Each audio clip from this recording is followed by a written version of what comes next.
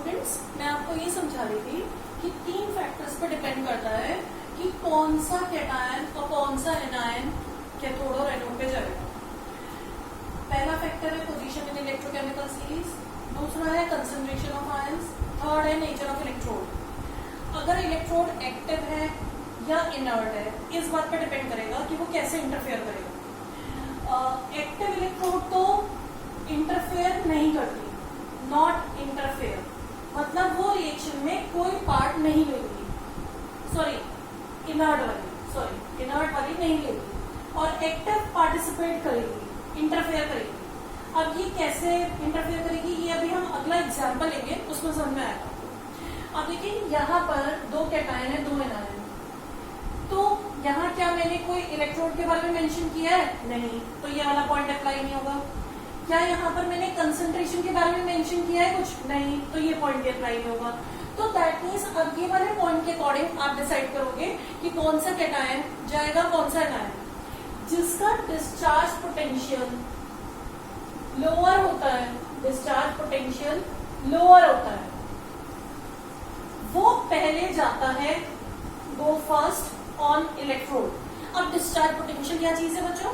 Discharge potential है the potential at which ion में get discharge at the electrode. एक ion कितनी voltage पे, पोटेंशियल होता है वोल्टेज पे, इलेक्ट्रोड की तरफ जाता है।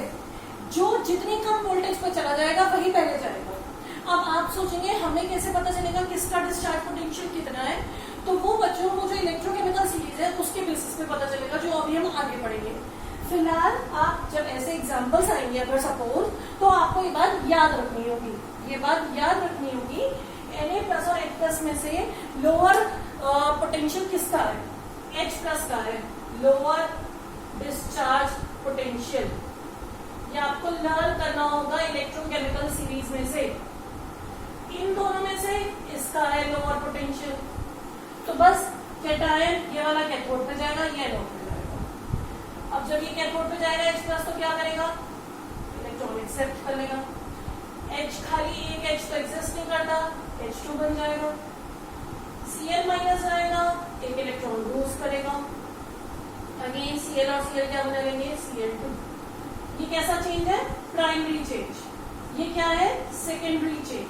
अगेन ये क्या है? Primary change, and this is secondary change.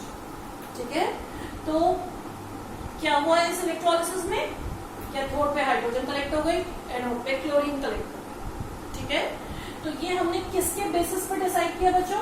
Position in electrochemical series. The one which has lower discharge potential goes first to the electrode. ठीक है,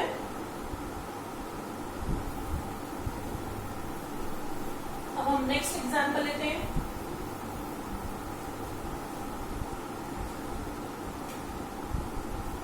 नेक्स्ट है electrolysis of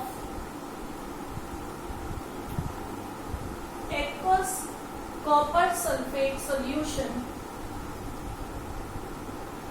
using platinum electrode। ये एग्जाम्पल लिया बच्चों ने। aqueous copper sulfate है, तो सबसे पहले आप क्या लिखेंगे? कॉपर सल्फेट की डिसोसिएशन। समझ में आ रहा है आपको हम ये कैसे डिसोसिएट कर रहे हैं? वैलेंसीज एक्सचेंज करके, +2 इस पे, -2 इस पे। अब वाटर भी है इसमें, H+ OH-। ठीक है, अब कैथोड पे क्या जाएगा, एनोड पे क्या जाएगा, अगेन हमें डिसाइड करना है। इसे क्या बोलते हैं? Selective discharge of ions. इस चीज को और क्या बोलते हैं? जब सिलेक्टिवली एक ही जाएगा, सिलेक्टिव डिस्चार्ज ऑफ आयंस। तो कौन सा पहले जाएगा बच्चों? फिर से ये हमें डिसाइड करना है, इन दोनों में से कौन सा जाएगा और इन दोनों में से। अब की बार आपको यहाँ लिखा है प्लैटिनम इलेक्ट्रोड। प्लैटिनम इलेक्ट्रोड का क्या मीनिंग होता है? प्लैटिनम इलेक्ट्रोड कैसी है? देखो, ये है इनर्ट इलेक्ट्रोड। आपको ये बात याद रखनी है, प्लैटिनम इलेक्ट्रोड्स इनर्ट इलेक्ट्रोड्स की कैटेगरी में आती है। इनर्ट जिसका कोई रोल नहीं है वहां पर, वो इंटरफेयर नहीं करेगा। तो जो तो बाकी 2 पॉइंट्स थे, कंसंट्रेशन और पोजीशन, अगेन उसी पे आ जाओ। कंसंट्रेशन के बारे में भी यहाँ कुछ नहीं लिखा, कंसंट्रेटेड है, डाइल्यूट है, ऐसा कुछ नहीं लिखा। तो आप सिंपल क्या करेंगे? कंसंट्रेशन के बारे में हमने मेंशन, तो आप फिर पोजीशन पे आ जाओ। अब अगर आप पोजीशन चेक करते हो तो पोजीशन के अकॉर्डिंग इसमें जाएगा कॉपर और हाइड्रोक्सिल आयन। ये लोअर पोजीशन पे है और ये लोअर पोजीशन पे है, तो कॉपर चला गया, 2 इलेक्ट्रॉन एक्सेप्ट करके कॉपर में चेंज हो गया। OH माइनस आएगा तो OH हो गया। अब बच्चों एक OH कोई चीज नहीं होती, एक OH एक अनस्टेबल स्पीशीज है, तो कम से कम 4 OH कंबाइन होते हैं तब 2 वाटर और O2 बनता है।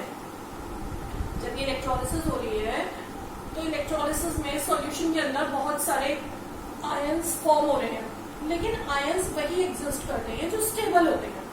अगर मान लो OH बन गया, ये तो ना कोई कंपाउंड है ना कोई आयन है, तो इसलिए OH बनते जाएंगे, 4 OH बने, कंबाइन हो गया, वाटर और O2 बन गया, फिर 4 OH बने, वाटर और O2 बन गया।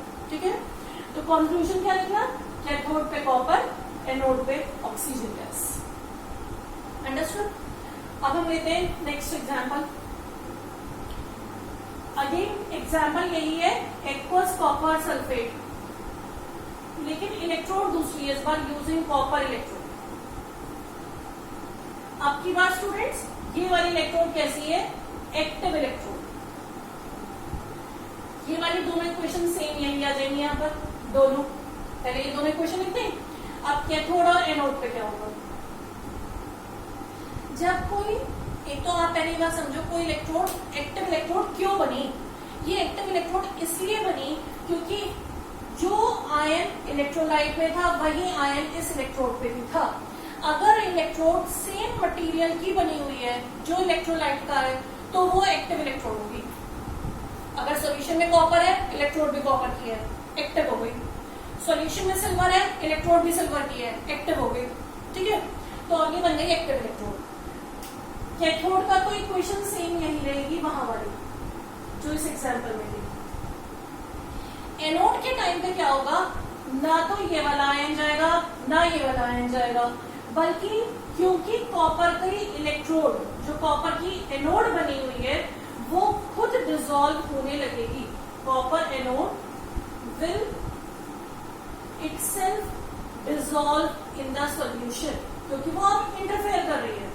डिसॉल्व इन द सॉल्यूशन, कोई सा भी आयन माइग्रेट नहीं होगा।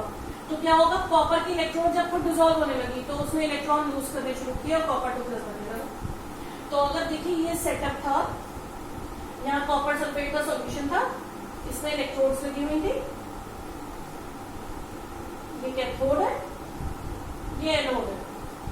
कैथोड पे तो क्या हो रहा है? कॉपर जा जाकर कलेक्ट हो रहा है, देखो हो रहा है कॉपर कलेक्ट यहाँ जाकर, और एनोड पे से कॉपर सॉल्यूशन में आ रहा है। एनोड वाला कॉपर सॉल्यूशन में आकर कॉपर आयंस में चेंज हो रहा है। तो कंटिन्यूअस क्या होता रहेगा?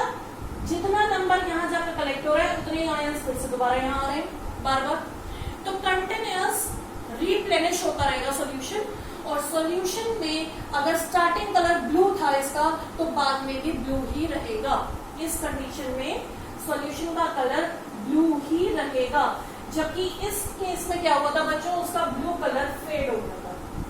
कॉपर सल्फेट का ब्लू कलर इनिशियल तो था, लेकिन बाद में वो क्या हो गया था? फेड हो गया था, क्योंकि कॉपर सॉल्यूशन में से जा तो रहा था पर दोबारा सॉल्यूशन में आ नहीं रहा था। It was not being replaced, so solution का कलर फेड हो रहा था, यहाँ फेड नहीं होगा।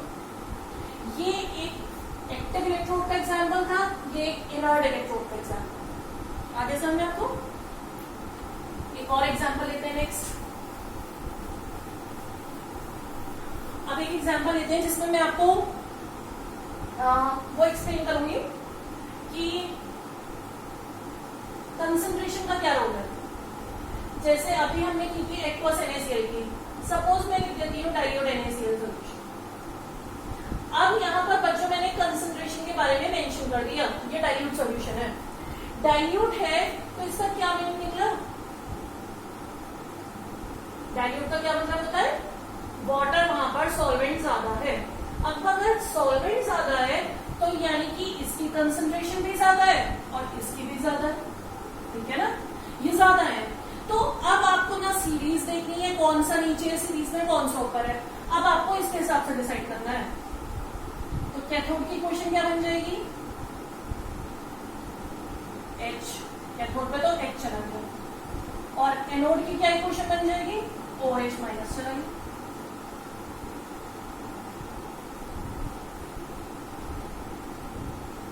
समझा मेरी बात? तो ऐसा क्यों हुआ है? क्योंकि अब की बार ये डाइल्यूट सॉल्यूशन था, ये मेंशन था, तो अब उसकी कंसंट्रेशन ने वहां पर रोल प्ले किया। जो आयन ज्यादा थे वो जाएंगे, अब पोजीशन का कोई वहां पे रोल नहीं रहेगा। तो आप समझे, जब कुछ भी नहीं लिखा है तो पोजीशन पे चलो, जब कंसंट्रेशन के बारे में मेंशन है तो उसके अकॉर्डिंग चलो, अगर इलेक्ट्रोड के बारे में मेंशन है तो इलेक्ट्रोड के हिसाब से चलो। ठीक है, एक और एग्जांपल लेते हैं, electrolysis of acid diluted water. सबसे पहले तो ये एसिड ड्यूलेटेड वाटर क्या होता है? Pure water is a poor conductor of electricity. Pure water poor conductor क्यों होता है? Because it ionizes very feebly. Feebly word का मतलब होता है वीकली, बहुत ही वीक होता है इसका आयनाइजेशन, बहुत कम। तो प्योर वाटर तो इलेक्ट्रिसिटी कंडक्ट नहीं कर पाएगा, तो उसमें क्या डाला जाता है? ज्यादातर डाइल्यूट H2SO4 फ्यू ड्रॉप्स उसमें डाल दी जाती है उसकी कंडक्टिविटी को इंक्रीज करने के लिए। ठीक है, तो ये डाल देते हैं। अब हमें इसी वाटर को क्या बोला जाता है? Acid diluted water. एसिड से डाइल्यूट कर दिया। अब हम क्या करेंगे? इक्वेशंस बनाएंगे। H2SO4 भी प्रेजेंट है साथ में, उसकी भी लिख देंगे।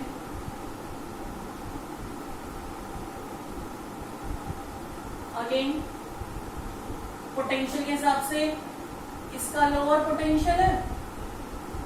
अभी पोटेंशियल वर्ड का अगर आपको बहुत अच्छे से मीनिंग नहीं समझ में आ रहा है तो अब जब हम अगला सेल पढ़ेंगे, इलेक्ट्रोकेमिकल सेल, वहां आपको समझ में आ जाएगा, ये चीजें और क्लियर हो जाएंगी अभी। ठीक है, OH माइनस, इसका भी लोअर पोटेंशियल है, तो ये पहले चले जाएंगे। तो बस कैथोड की इक्वेशन क्या हो गई है? H plus plus an electron with H, H plus H gives H। Anode की क्या इक्वेशन बनेगी? OH minus minus 1 electron will give OH, 4OH will give 2H2O plus 4। ठीक है, आगे समझे? तो ये इक्वेशंस कहाँ बन गई? H2 और O2 की। H2 कहाँ रिलीज हो गया? तो अगर आपसे पूछा जाएगा what are the results of electrolysis of acid diluted water, तो आप लिखेंगे hydrogen at cathode and oxygen at anode. Water तो वहां इलेक्ट्रोलाइट की तरह प्रेजेंट रहेगा। ठीक है, तो ये मैंने आपको इलेक्ट्रोलिसिस के सारे एग्जाम्पल बता दिए। अंडरस्टूड? अब हम क्या करेंगे नेक्स्ट लेक्चर में हम इससे रिलेटेड कुछ न्यूमेरिकल्स करेंगे, और इस टॉपिक को आप अच्छे से पढ़ के रखना। एनसीईआरटी के अपने क्वेश्चंस सॉल्व करते रहना इससे पहले वाले चैप्टर के। ठीक है, ओके।